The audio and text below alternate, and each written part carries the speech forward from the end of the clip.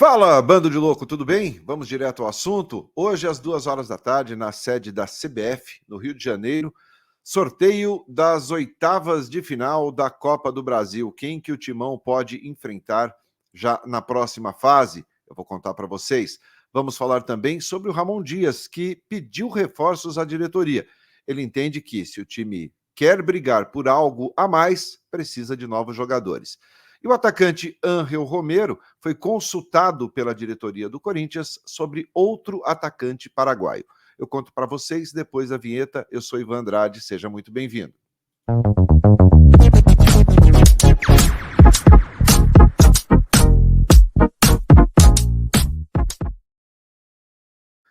Muito bem, 12 em campo, indo direto ao assunto, e a gente começa falando sobre o sorteio da Copa do Brasil, das oitavas de final, que acontece hoje, a partir das 2 horas da tarde, na sede da CBF, lá no Rio de Janeiro.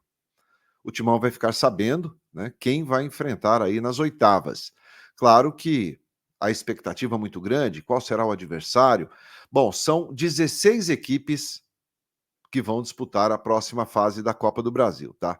Vou passar para vocês aqui direitinho como é que será feito. São 16 equipes que ainda brigam pelo título, e dessa vez não vai haver aquela separação de potes, né, por ranking e que define, sempre marcou ali esse tipo de sorteio. Dessa vez é um pote único. Todo mundo ali pode se enfrentar. Então, nós poderemos ter nas oitavas de final, né? Pode ser um Palmeiras e Corinthians, pode ser um Corinthians e São Paulo, pode ser Corinthians e Flamengo, enfim. As 16 equipes que estão disputando as oitavas são Atlético Paranaense, Atlético Goianiense e Atlético Mineiro, falando por ordem alfabética. Bahia, Botafogo, Corinthians e CRB. Flamengo, Fluminense, Grêmio, Goiás, Juventude, Palmeiras, Red Bull Bragantino, São Paulo e Vasco da Gama. Então, não há separação de potes e todas as equipes aí podem se enfrentar na próxima fase da Copa do Brasil. É importante, a gente vai trazer, claro, para vocês aqui, logo depois que o sorteio for realizado, a gente vai trazer aqui as informações para vocês, quem será o adversário do Corinthians, já nessa próxima fase. É um momento importante da competição, né? Depois dessa próxima fase aí sobram 8 equipes, depois 4, enfim, e depois os 2 grandes finalistas aí da competição, a Copa do Brasil, que paga um valor muito bom para o campeão. Então, é importante, o Corinthians chegou até aqui e tem a oportunidade aí de brigar, continuar brigando por mais um título, ou pelo menos por um título nesta temporada. Você tem alguma expectativa aí de adversário para o Corinthians? Deixa no comentário aí que eu quero saber a sua opinião. Bom, vamos falar agora sobre reforços, né? É um assunto que sempre está em pauta, sempre está sendo muito discutido dentro dos clubes, principalmente no Corinthians.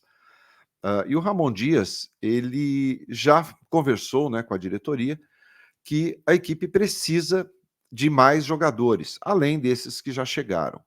Confirmados aí o Hugo Souza, que fez uma belíssima estreia, o Alex Santana também já jogou, tem o André Ramalho, né, o zagueiro André Ramalho, que já está regularizado, já pode ficar à disposição para o jogo do Bahia no próximo domingo, lá em Salvador, na Arena Fonte Nova. O Charles, que está muito bem encaminhado, o Charles também deve ser anunciado aí em poucos dias, a tendência é que isso aconteça, que também é volante. Tem essa história do Cuéllar, acho que é uma situação um pouco mais complicada em função de valores salariais, mas continua sendo um nome em pauta, já que é um atleta que trabalhou com o executivo de futebol Fabinho Soldado. O próprio Ramon Dias conhece bem o jogador por ter trabalhado nos Emirados Árabes, então é um jogador que segue como opção aí para reforçar o elenco do Corinthians. Mas claro que não pode parar por aí. O Ramon Dias quer mais jogadores.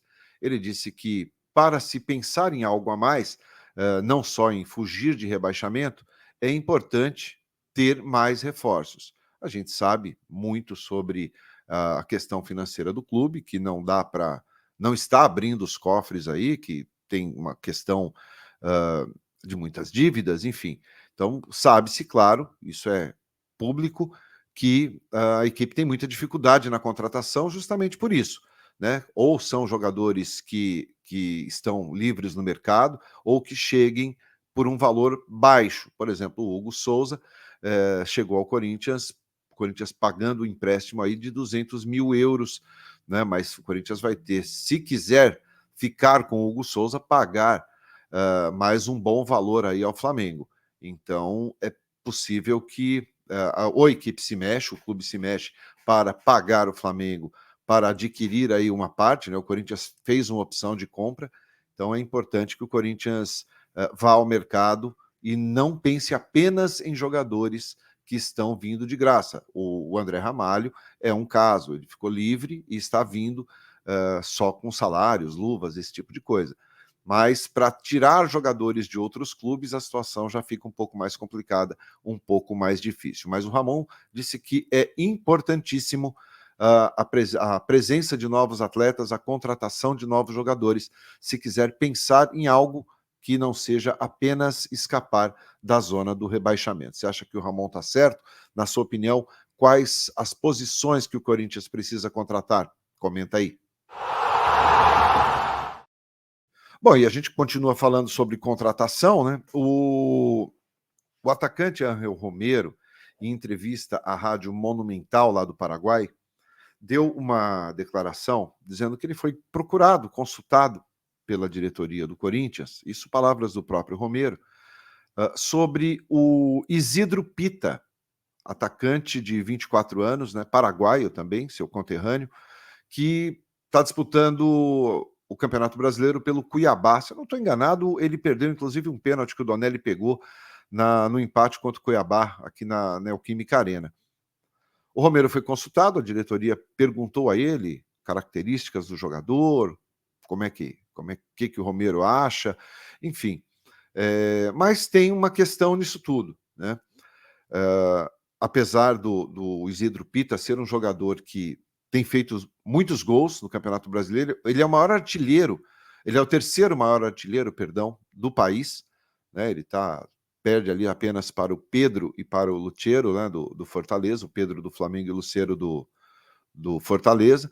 Ele é o terceiro maior goleador do país nessa temporada, já jogou 36 partidas no ano, 16 pelo Campeonato Brasileiro e marcou 6 gols. Então, mas é um jogador que já completou aquela cota de jogos, né? Então, assim, o Isidro Pita não teria como vir para o Corinthians nesse momento. Talvez fique como uma opção para a temporada 2025, mas não seria possível trazer o jogador nesse momento, porque ele já estipulou, já bateu aquela meta estipulada de 7 jogos pelo Campeonato Brasileiro e não poderia ser inscrito. Mas fica aí como uma opção, um jogador que vem sendo observado. Ele é aquele jogador realmente de muita força, é um jogador de área, e o Romero deu boas referências dele, acha que ele é um jogador que tem feito muita diferença aqui no futebol brasileiro. Portanto, pode ficar como uma opção para a temporada 2025, nessa temporada 2024, por já ter batido a meta de 7 partidas na temporada no Campeonato Brasileiro, ele não pode ser inscrito pelo Timão. O que você acha do Isidro Pita? Não é para agora, mas como opção para 2025. É uma boa? Quero saber a sua opinião. Então, logo depois do sorteio da Copa do Brasil, a gente vai trazer para vocês aqui o adversário que o Timão vai enfrentar. Serão definidos também mando de campo, tudo através de sorteio. Então, fica ligado aqui no 12 em Campo, que eu trago todas as informações para você, tá bom? Deixa seu like, se inscreva aqui no canal se você não for inscrito ainda, e você sabe que é sempre muito bem-vindo aqui no canal. Valeu? Então, eu te espero daqui a pouco. Um grande abraço. Tchau.